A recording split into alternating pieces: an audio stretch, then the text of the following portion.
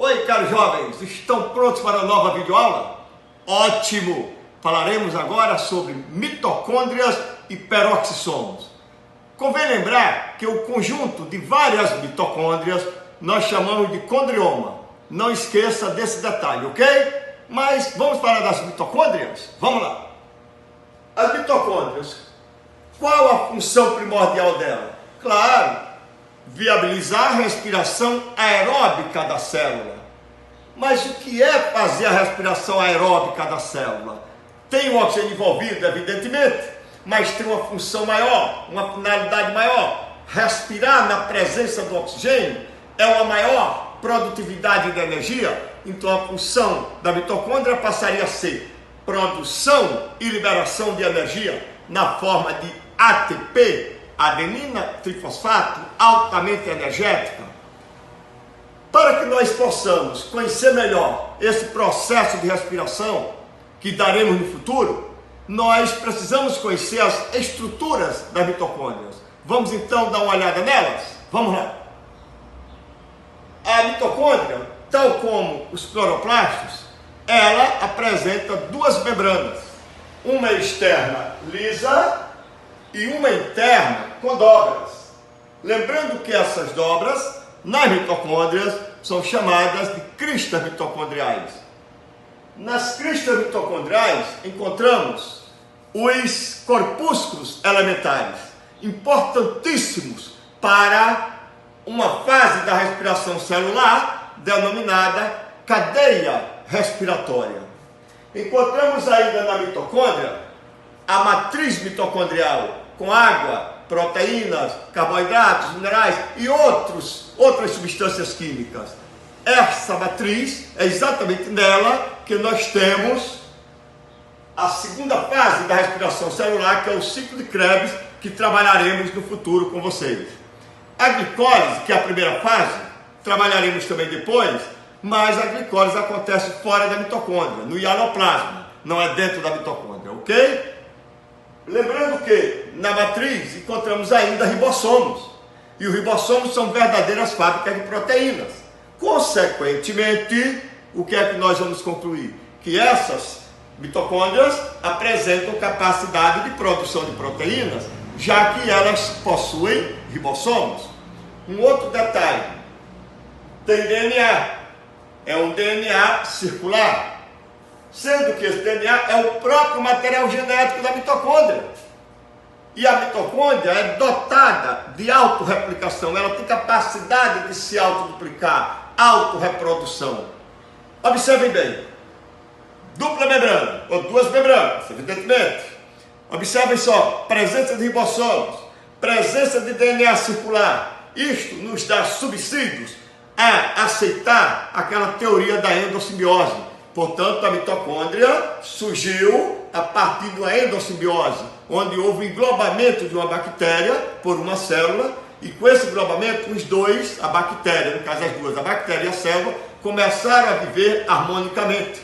A bactéria dando energia para a célula, convertendo essa energia, e a célula protegendo, a célula dando material nutritivo. Essa simbiose foi tão certo que hoje nós chamamos de mitocôndria, o que era uma bactéria.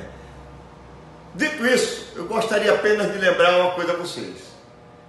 A mitocôndria, ela tem dois fatores que vocês não podem esquecer. Primeiro, lembre que ela pode estar relacionada ao mal de Alzheimer. Lembre que o mal de Alzheimer, que vai dar problema no sistema nervoso central, ele está relacionado, hoje em dia, ele tem experiências demonstrando a relação das mitocôndrias com ele. Então vamos ficar de olho nesse processo e depois falaremos com mais profundidade sobre isso. Um outro detalhe interessante, quando se faz o exame para saber quem é a mãe, lembrem que esse exame é feito com DNA mitocondrial, porque o DNA da mitocôndria, a mitocôndria em si, não só o seu DNA, a mitocôndria em si, ela vem para os filhos a partir da mãe. Porque lembrem que na hora da fecundação, o espermatozoide, só a extremidade dele, a cauda e a zona intermediária não entram. Então ali é onde estão contidas as mitocôndrias. As mitocôndrias não conseguem passar para o ovócito secundário. Consequentemente, quando o zigoto é formado, só as mitocôndrias do ovócito é que permanecerão. Significa o seguinte, que o DNA mitocondrial de qualquer um filho, quer seja homem ou mulher, ele é oriundo da mãe, ele vem da linha materna, da linhagem materna, nunca da linhagem paterna. Não esqueçam também desse detalhe importantíssimo para os vestibulares. Vamos lembrar agora o peroxissomo? Observem só, o peroxissomo é uma estrutura que apresenta em seu interior uma enzima importante, que é a catalase. Essa catalase, a mais importante, a que eu vou falar hoje, é a peroxidase. Mas qual a importância? É que nas nossas células, muitas reações químicas ocorrem. Os professores de química sabem muito bem disso. E entre as reações químicas, algumas têm como resíduo água oxigenada. E a água oxigenada tem um certo grau de toxicidade para a célula. Então, o que é que o peroxissomo faz?